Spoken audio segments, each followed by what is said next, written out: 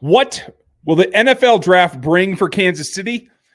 Exactly everything that they make of it. Do they stay put or do they move around today on Mock Draft Monday?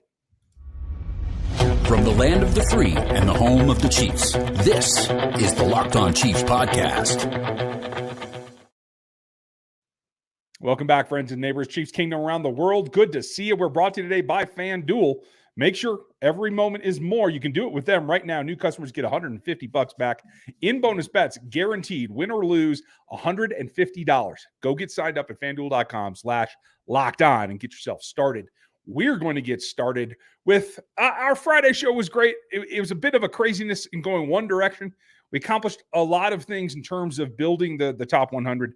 This is Mock Draft Monday, which means we're going to look at actual scenarios rather than what we might have to do. We're going to think positive. We're going to see what comes to us and get down on it. This is Chris Clark from Chiefs Corner, where you can find all the quarterback metrics you're looking for, the capology that you have to have, and all the information that he puts out there. Go sign up there. You can find the draft guide right now at rogueapc.com. I have a great section out on it. It's got everything: film, production, and obviously the athletic matrix is all included in there. Check that out at rogueapc.com and use the code LOC. You'll get a nice discount. You can also see follow-up. All my top fives are going to be on NFL33.com, as well as my draft board this year will be over there. And you can always see more at Rogue, Ryan going Rogue at RGR Football. And make sure you check out the text line at 816-357-8781. We have to get into is as much value as we can get in this draft. One that we're going to be watching very carefully, as though it were Thursday draft night. We're going to take a slow pace to this first round and see what develops for the Kansas City Chiefs. Welcome in, buckle your seatbelts. Let's get after it. Mock Draft Monday starts with the idea that the Chiefs have shorn a couple of things up in terms of defensive line. They feel pretty comfortable with their defensive backfield. Those are all secondary options.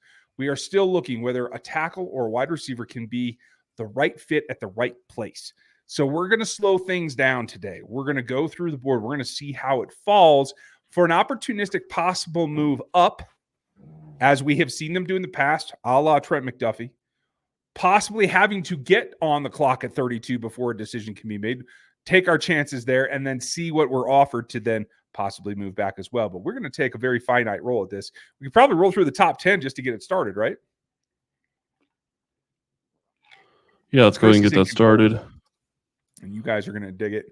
A nice even pace here as we're seeing Joe Walt comes off. Felicia Squad comes off. Top two tackles gone. I believe I saw wide receivers there as well. That's how it's generally going to flow, right? Yep.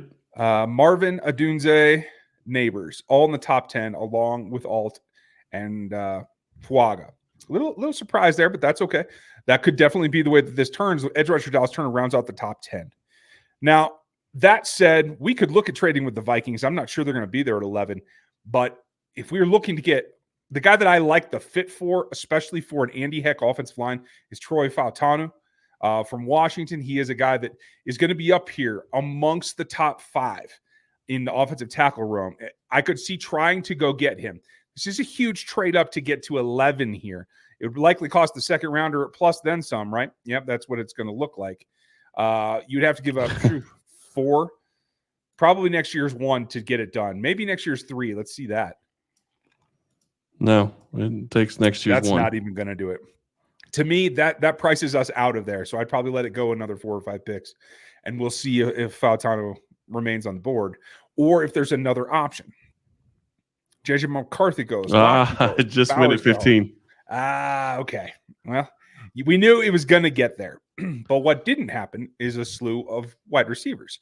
So our second need here, if we take a look at, we can't really see the board in this scenario because we'd be trading up, but a lot of volume still out there in terms of the wide receiver group. There are still tackles, but with Fuaga, Fashanu, and Fautanu all off the board, there are the tweener guys like Barton that I don't believe have enough versatility to really play tackle for me. I think Greg Barton is an interior player in this scheme for the Kansas City Chiefs. I don't think we count him. So I think the shift should be towards wide receiver at this point in the first round for me. Do you agree with that?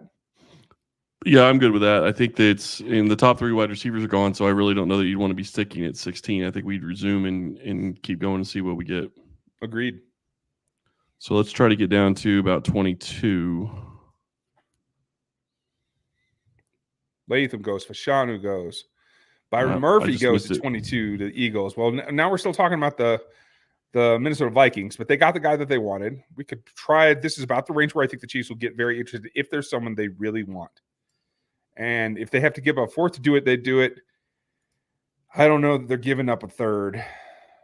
I don't have one of the prime targets. Brian Thomas is the last of the top guys for me in this offense that I think they might trade up for. And I do think the tackles that they would trade up for are now gone. So unless there's somebody that stands out to you, I think we've gotten to the point where this scenario is not falling anywhere where the Chiefs see an opportunity that someone's fallen enough to go get them. I'd agree with that. So I think we trade back a little bit further. We let it go a little bit further. Let's get down to 27. Well, we're not going to be trading with the Bills. So no. A move up of 3 doesn't really interest me. Again, Barton just went off the board. Mims was the last right tackle only prospect in my mind, but the last of the he and Guyton, the tackles that they could possibly have values on that are around 32. I think they're both probably right on the fringe there, but now that they're gone, again, I think you can get wide receiver talent at our pick. I'd say let's roll and just stay at 32. Okay. Which leaves us who falls. Popular options here in Adonai Mitchell and Ladd McConkey. And I'm guessing Troy Franklin's going to be there as well. Yep. Jordan Morgan, another guy who's played a lot of tackle, but would be inside for the Kansas City Chiefs in most estimations. I could see grabbing one of these guys or trading out of it if there's a good deal to be had, maybe with a very high 30s pick. Let's see. If the top option is going to 42, I'm not interested. So I say we take your favorite wide receiver and we roll. My favorite wide receiver, I don't know that I have one between these two guys, but I am going to go with Adonai Mitchell at this point because they have not had a chance to draft him in most of our drafts. So I think we go that direction and we just go from there. We're going to let that roll. We'll come back with our second selection here on the Locked On Podcast Network. Passion, drive, and patience. The formula for winning championships is also what keeps your ride or die alive. eBay Motors has everything you need to maintain your vehicle and level it up to peak performance. Superchargers, roof racks, exhaust kits, LED headlights, and much, much more. Whether you're into speed, power, or style, eBay Motors has you covered. With over 122 million parts for your number one ride or die, you'll always find exactly what you're looking for. And with eBay Guaranteed Fit, your part is guaranteed to fit your ride every time or your money back. Because with eBay Motors, you're burning rubber, not cash. With all the parts you need at the prices you want, it's easy to make your car the MVP and bring home huge wins. Keep your ride or die alive at ebaymotors.com. Eligible items only. Exclusions apply. eBay Guaranteed Fit only available to U.S. customers.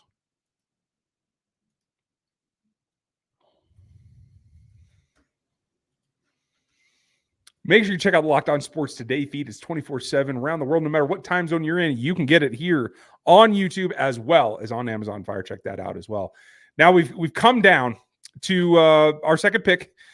Kieran, I can still not pronounce his name correctly, so I'm going to let that go. I just did film on him. I think, in my personal opinion, I think a second-round pick on him is a little bit high. I'll have him in the third round somewhere for me, but he does have a lot of upside. So had he been on the board, he would be one guy that I think the Chiefs would consider here. But given that we just took Mitchell, it hurts me to say one of my draft crushes here, Jalen Polk, is probably overkill at 64 if there's a tackle option. I think we have to look at that, and I think we have to look at the rest of the defenders. Let's see what we have. Okay, so let's look at wide receiver. Let's look at tight end. Let's look at tackle. I'll take IOL and what defensive interior and edge. Got to have just them all, for good measure. Corner. So we have Polk. We have Chris Jenkins. I don't think that that's enough of a push to get him on the roster. Tez Walker. We are getting down into some familiar territory with Tavondre Sweat, who's on this particular scenario has not changed his draft stock much, I do think that he will fall farther than 74. Blake Fisher, the right tackle from Notre Dame, is on here. Max Melton, I think, is underrated.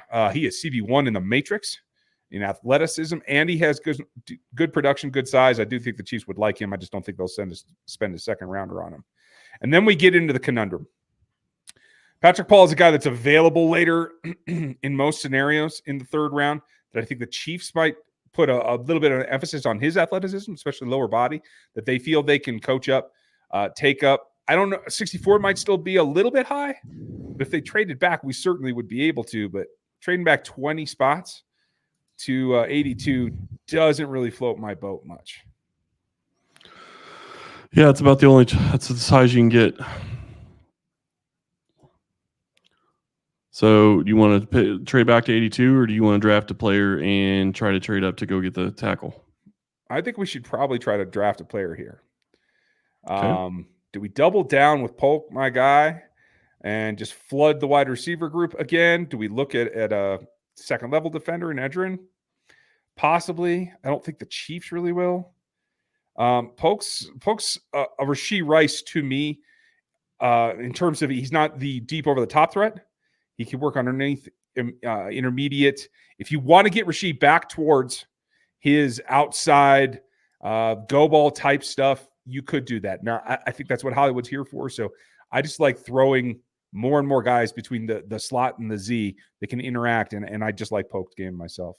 Like I said yesterday or the day before, the only guy who likes Jalen Polk more than me is Nate Tice. So I think that would make this happy. I'd pause it right about here and see what we can do with the Bears.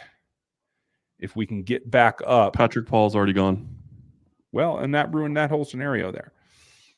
So we are kind of stuck without that. And what we have to keep going. I think we're going to have to need to. I can't think of another play that we should trade up for. Well, wide receiver would become, I wouldn't say necessarily a strength, but it would become a lot better than it was last year with the draft that we've had so far. So, agreed. And so this certainly has to be an O-line selection in my mind. Okay. Let's take a look specifically at tackle. There's your buddy. Yeah. Chris Mahogany. Gotta love him. On Gal Calves here. Gal Calvez. Keegan, I think this is an overreach for Keegan. Limmer, I think, is probably an early day 3 guy. Keep going. We had Christian Jones on there, I wanted to say as well. Yep, he's a little bit further down. La Mea's on there. Top tackle available. Who was it? I do like Rosengarten for this team. We could come back next round possibly, but it looks like he's going noticeably above that. How do you feel about switching Juwan over to the left, putting Rosengarten in at tackle? Other than the championship game against the Michigan Wolverines, he had a great season and is a guy that has been solid for what was the most prolific passing attack in college football last year. I don't love moving him, but if you're going to do it, I understand why you would do it. Here's where I'm torn. If this is the way the board falls, I think Kansas City is going to be in a really tough spot. They're going to have to try to move up to go get a tackle if they want to tackle this year. If they want somebody that they think can be their left tackle of the future, if they don't think that guy is already on the roster and Wanye Morris, then they're going to have to trade up to go get somebody. That's just, I think, the way that this draft is going to fall. Unless they get lucky and hit on somebody that isn't expected to be that guy of the future for most teams. So to me, I think that I think you're still limited to probably offensive line here, although I think the reality is you probably would be looking at other positions as well just to see if there's anybody that actually has the value that you'd really want at 95. I mean, we could trade back and still probably get Goncalves. Yep, absolutely. Why don't we take a look? We have one offer on the board. 123. Yeah, I'm not doing that. He's going to be long gone. Principal alone, I'm not going back a whole round. Let's see. Let's try 104.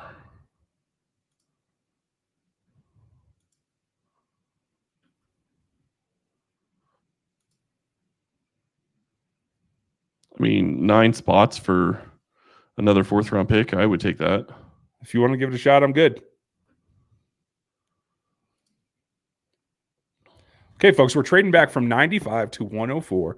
We're going to see what's on the clock there, and we'll make that selection coming up next here on the Locked On Podcast Network.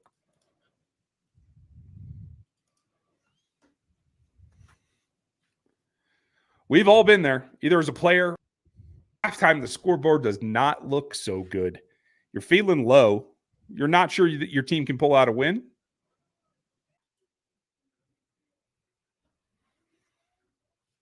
We've all been there, either as a player or a fan. It's halftime and your scoreboard isn't looking so good. Whether you're feeling low or you're just not sure your team can pull out a win, that's when you got to dig deep. You got to lift up your head and say to yourself, it's time to get back in the game and pull off some bank heists.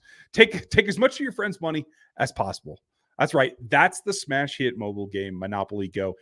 Lets you compete with your friends for cash and riches in the biggest empire. It's Monopoly that you love, but on your phone. Anytime, with tons of new twists, including leaderboards and compare your progress against your buddies. There's so much that you can do.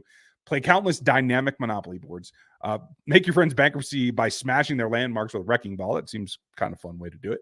Charge your players rent for the iconic properties that you have. You can even work with your friends to crack open a community chest and in tournaments and get extra rewards and climb that leaderboard. So get back out there, put your game face on, and download Monopoly Go, now free on the App Store or Google Play. Right now, it's playoff time for the NBA and NHL, and baseball is about to get in full swing. I just want to say go Avs as part of that. So let's get into it with FanDuel. It's your place to bet on every single game. Right now, new customers are getting $150 in bonus bets back, guaranteed. It's $150 win or lose. Bet everything on slap shots to home runs to slam dunks. You can get it safe, secure, and on the easy-to-use app from FanDuel. What are you waiting for? FanDuel.com/lockedon. Go there and get your first win and make it an automatic. FanDuel, America's #1 sportsbook.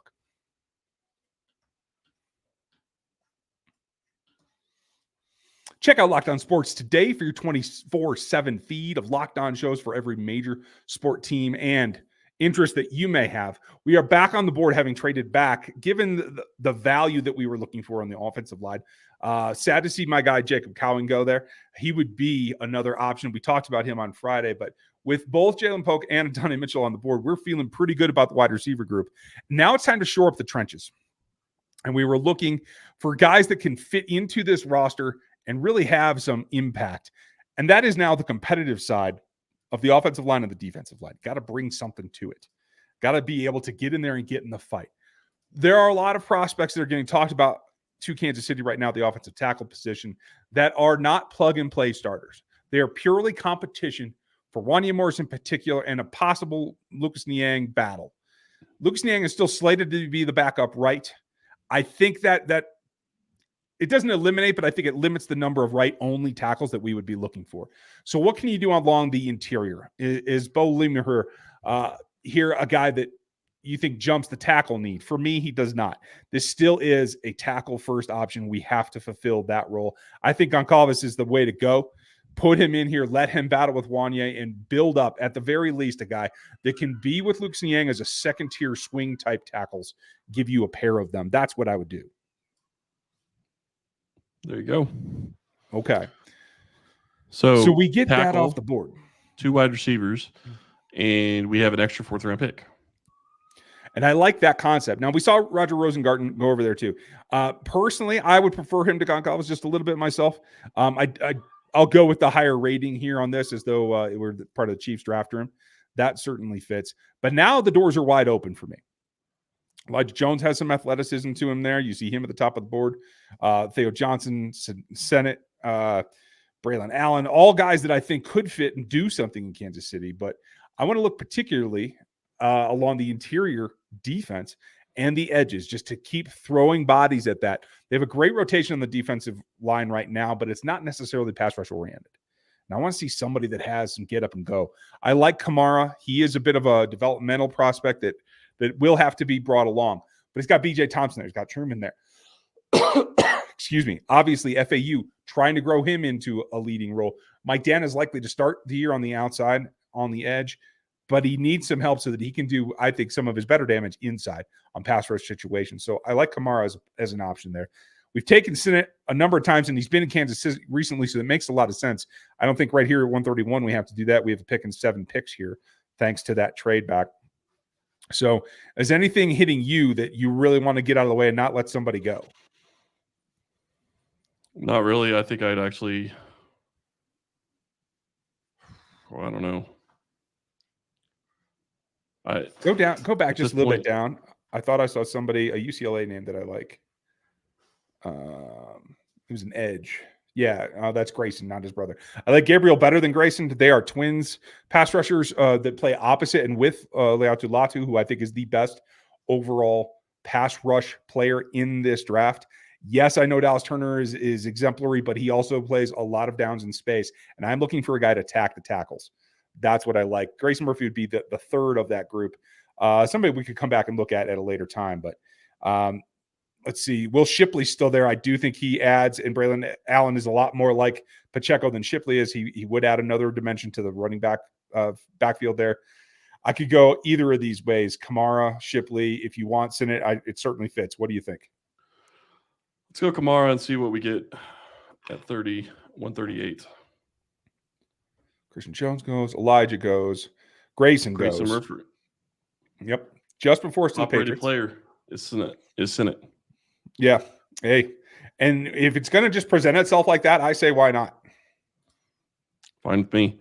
That gets us down to 159, and I think we were doing, let's see, edge rusher, tackle, 2 wide receivers, and now a tight end.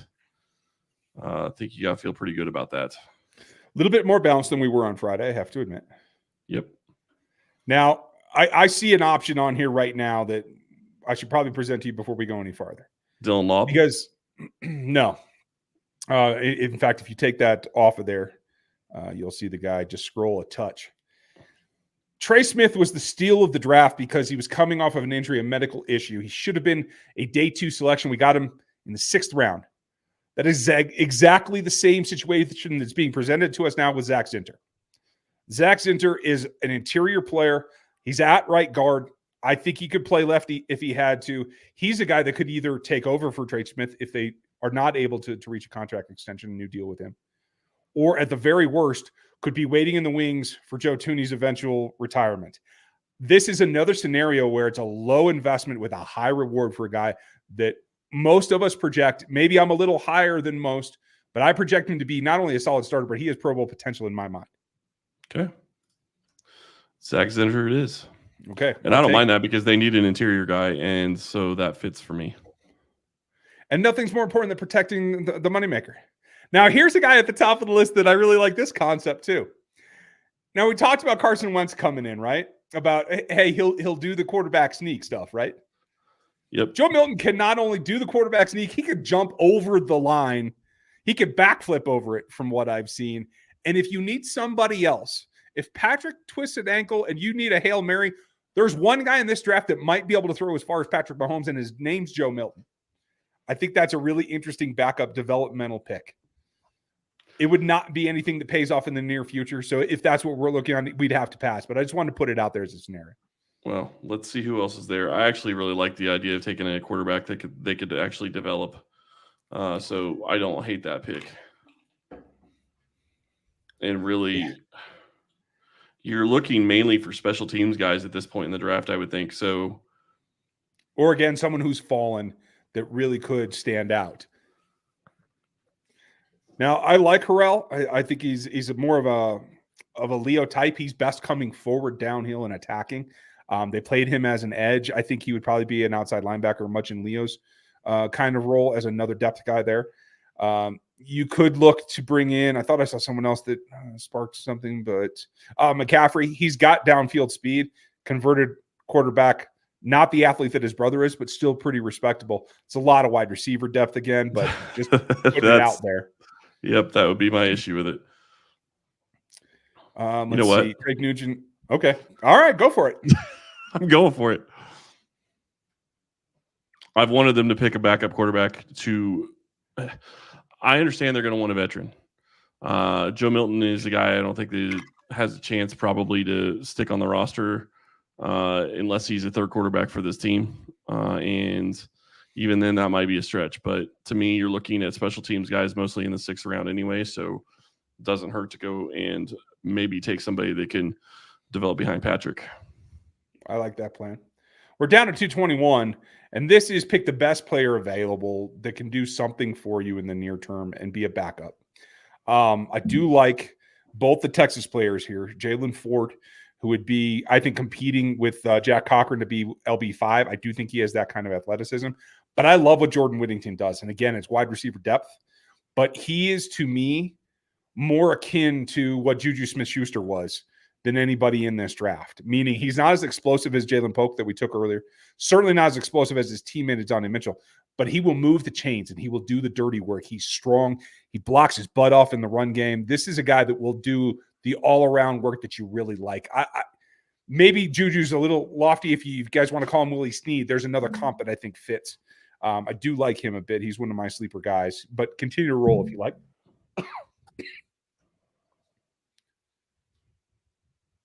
CJ Hansen is another interior player that really, really like what he does in terms of the athleticism. He's a little underpowered, but I do think that can come on. When you play at Holy Cross and you play the likes of Yale and Cornell, you're not going to get top flight competition. He is definitely a year away, if not more. And then the guy right underneath him, Dominic Hampton, has really been coming on in the pre-draft process because he's got good athleticism. He's a sure tackler. And I think teams like him more than the public does would definitely be a solid teams player there. So that might be your selection. Okay. Anybody else that sticks out to you?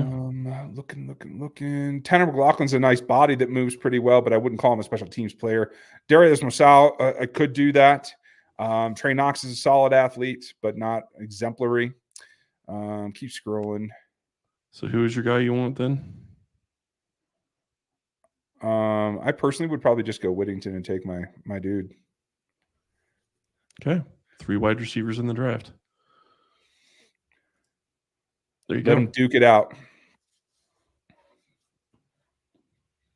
And that will give us, again, leaning towards the offense, but not solely. Not giving up value to move up in a situation where, once again, the prime positions that the Chiefs need and want and would feel comfortable moving up for were just not available.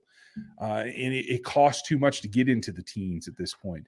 So I do feel that this is probably a more likely scenario that the Chiefs might actually get to see. With Donnie Mitchell going in the first round, we come back with Jalen Polk, get a developmental tackle, Matt Goncalves, come in and help push Wanya Morris. That's probably the way that I see that coming out. A lot of folks have faith in Wanya, and I think they should. I still think there's a dark horse signing of Donovan Smith in our future. I was just saying, it doesn't preclude them signing a veteran offensive tackle to play one more year. Absolutely. And Goncalves could be the swing, the additional swing that they have that Lucas Niang has been and hasn't been able to stay healthy. So that's something to watch too. Yeah, that's very true. Kamara's a developmental edge, much like B.J. Thompson, although he plays from a position of power. I think he might even be able to give you rush snaps inside, much like Mike Dana has. I have seen that on film. Playing in the Pac-12, against Pac-12 competition, Colorado in particular, he was able to get some things done on the inside. I like that. Greg Sinnott, we've talked about him quite a bit. Steal of this draft is Zach Zinter at 159 in the 5th. Really should be a top 100 pick if he hadn't had a broken fib tib last season, which, as we understand, has been repaired and all is well, on track to be back to full health. Joel Milton, just for fun and games. You want to throw double passes? You want 2 quarterbacks in the backfield? This could be a lot of fun. There's a number of things that could go on here. And then around, could you imagine what Reed will do in the end zone or in the red zone? Right? Yeah. I mean, quarterback sneaks alone. Joe's got considerable size, and I think round 5 is a little early probably, but that's okay. We come back in the 7th, Jordan Whittington, a guy that will get it done for you in the run game and moving the sticks underneath. So if Sky Moore doesn't work out, he's the guy that could slide into that type role that I see pretty well. Not a speed demon, but I do like him. And overall, PFF seems to like what we did here. Let us know if you liked what we did here. Leave your comments down below here on YouTube or in the reviews on Apple Podcasts or on Spotify or whatever you like. How do you feel about this one? I feel pretty good. I think that it's overall an A- from PFF. Obviously, they liked it, but Zach Zenner, I think the thing I like about that is, he did have an injury, and maybe this is almost a redshirt year for him. But you don't really need him to play and start this year. You need him for 2025. Yeah, you'd like to have him as your backup, and if you can, great. I think you're in an even better spot. But if he has to redshirt 1 year, I think that you have a potential guard that can step in and start in 2025, and that's something you're probably going to need. Regardless if it's Trey Smith or Joe Tooney, one of them is probably going to be stepping away from the Chiefs in 2025. Could easily be, and if not, probably directly after that. It's one of those deals that I do think we prepared for the future there as well. It's not just addressing immediate need. That's preparing down the line. Now, we didn't cover a lot of defensive backs. Maybe we'll have to take a look at that next week. Now, folks, we're getting down to it. Not a lot of mock draft Mondays left because we're getting close to draft. We're going to have reviews for you every night of the draft. We'll break down what the Chiefs did, what they should have done, and maybe what they still might do. We'll talk about that coming up. But if you want to get prepared for the draft, go to rogueapc.com and use my code LOC there. You'll get a discount on the analytics, all of the draft prep, the draft guide, the athletic matrix. It's all there at Rogue APC with our code LOC. So please check that out. Next week, we'll start talking a little bit more about grades there. And I think we'll have a nice run of it. Excuse me for the cough there. But I am pretty pleased with Mock Draft Monday this week. Hope that you guys are. Any last thoughts on it, Chris? No, I'm good. I think that was a good draft. I think that it's going to be interesting to see if they decide they want to go that many wide receivers. I wouldn't mind them going to third. A third is a lot. Seems like a lot. But at the same time, when you're talking about a guy that's mainly going to be a special teamer, you're not really talking about 3 wide receivers. I mean, you are, but it's a guy that's going to step in and play that team's role, which is what you're looking for there. Yeah, I like it. Let us know what you think in those comments. Thanks, and have a great rest of your Monday. We'll be back with you tomorrow. More draft talk, prospects and fits, etc. Matt Derrick coming up this week as well. Get ready. The NFL draft is right around the corner, and we'll talk to you tomorrow.